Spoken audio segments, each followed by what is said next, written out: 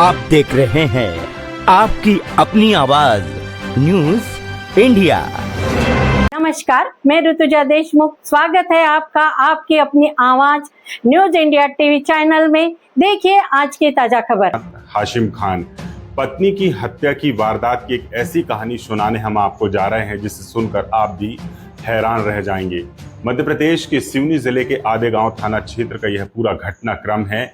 पहले यहां पति ने पत्नी की हत्या की। हत्या के बाद रात भर पत्नी के शव के पास बैठा रहा और सुबह उठकर वो निकला पैदल और करीब 15 किलोमीटर पैदल चला और थाने पहुंचकर यह पूरी वारदात की कहानी उसने पुलिस को बताई।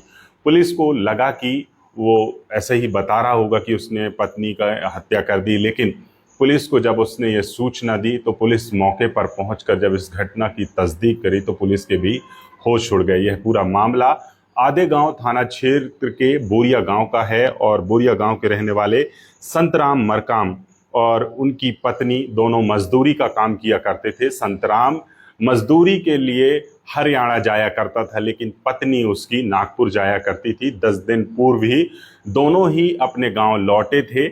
इसी दौरान इन दोनों के बीच जो चीज़ें चल रही थी उन चीज़ों को लेकर उसके पति ने उसे मौत के घाट उतार दिया। यह पूरी कहानी हम बताएंगे, किस तरीके से पति ने अपनी पत्नी की हत्या की और क्यों की, क्या उसकी वजह रही होगी।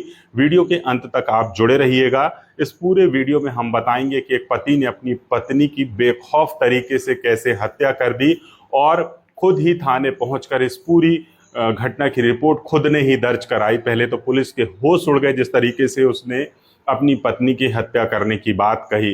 दरअसल संतराम मरकाम है, वो हरियाणा मजदूरी के लिए जाया करता था। उसकी पत्नी नागपुर मजदूरी के लिए जाया करती थी। उसका एक 22 साल का बेटा भी है जो नागपुर में मजदूरी का काम किया करता है।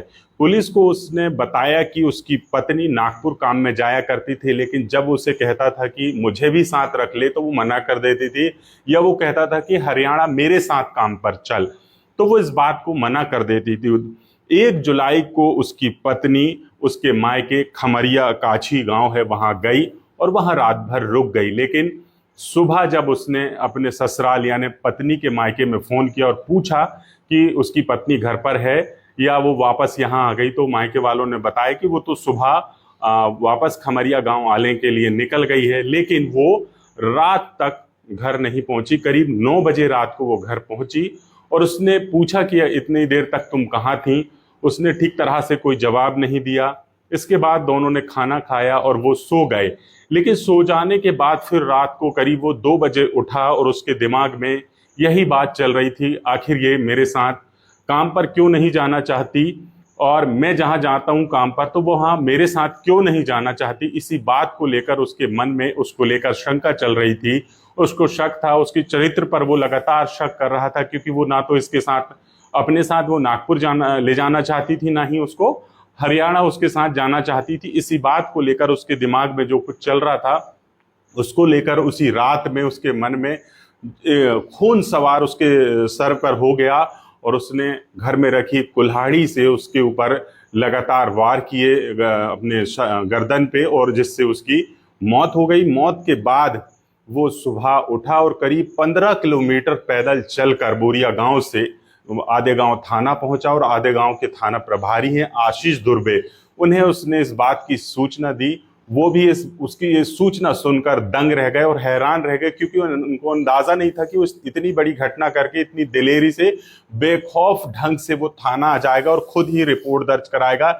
लेकिन जब उसकी रिपोर्ट आई और वहां पर जब पुलिस टीम गई और मौके पर पहुंचकर तस्दीक की तो उसने सही में उसकी पत्नी को मौत के घाट उतार दिया था और उसके शव को बरामद किया गया। मौके से शव को लाया गया और उसका पोस्टमार्टम करा के फिलहाल परिजनों को सौंप दिया और उसके पति के खिलाफ हत्या का मामला दर्ज, उसे गिरफ्तार कर लिया गया है। इस पूरे मामले पर जो है उसके चरित्र पर वो लगातार शंका कर रहा था, शक कर रहा था, और यही वजह उसकी मौत की रही, उसकी हत्या की रही। जिस तरीके से उसके पति ने उसको मौत के घाट उतारा, बताया जाता है कि ये दोनों मजदूरी का काम किया करते थे। एक नागपुर चल जाती थी पत्नी और वो हरियाणा चल जाता था, लेकिन वो बार बार उससे कहता था कि मेरे साथ हरियाणा चलो, लेकिन वो उसके साथ जाने के लिए तैयार नहीं होती थी। यही पूरी वजह जो है वो पत्नी की हत्या की रही। फिलहाल पुलिस ने इस मामले पर आरोपी पति को गिरफ्तार कर लिया, लेकिन सबसे बड़ा एक और यहाँ पर इस क्राइम सीन में रहा कि वो पहले जब थाना पहुंचा तो काफी देर बैठा रहा, सोचता रहा